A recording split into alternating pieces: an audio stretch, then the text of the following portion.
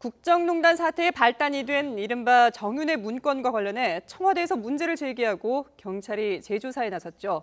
문건 당사자이자 최순실 씨의 전 남편인 정윤회 씨가 처음으로 YTN을 상대로 입을 열었습니다. 강원도 자택에서 이뤄진 인터뷰에서 정 씨는 문건 내용이 허구라는 기존 입장을 재확인하면서도 재조사가 이뤄질 경우 이에 응하겠다는 뜻을 밝혔습니다. 지원 기자가 단독 보도합니다. 강원도 횡성에 있는 소형 아파트 단지. 국정농단 사태의 발단이 된 이른바 정윤회 문건의 당사자 정 씨는 재작년 9월 이후 이곳에 혼자 살고 있습니다. 정 씨는 일단 자신이 비선 실세였다는 문건 내용은 허구라며 검찰에서 진술한 기존 입장을 재확인했습니다. 하지 않은 일을 했다고 해서 누가 수사받았고 그 수사받은 결과가 하지 않은 걸로 나왔고 문건 유출하고 나하고는 관계가 없고.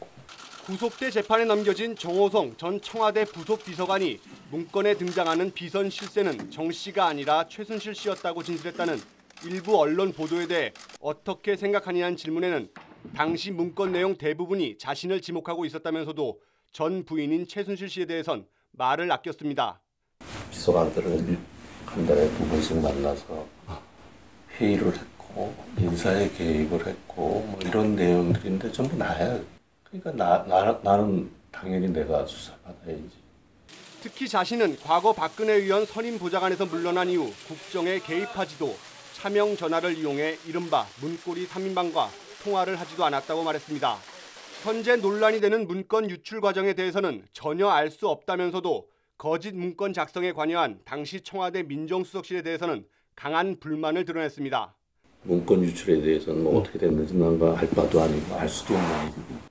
내 입장에서는 왜 나는 하지 않은 일을 했다고 청와대 민정수석실에서 그걸 썼냐는 얘기, 만들었냐는 문건을. 근데 이번 기회에 그 허위 사실을 왜 이렇게 썼는지.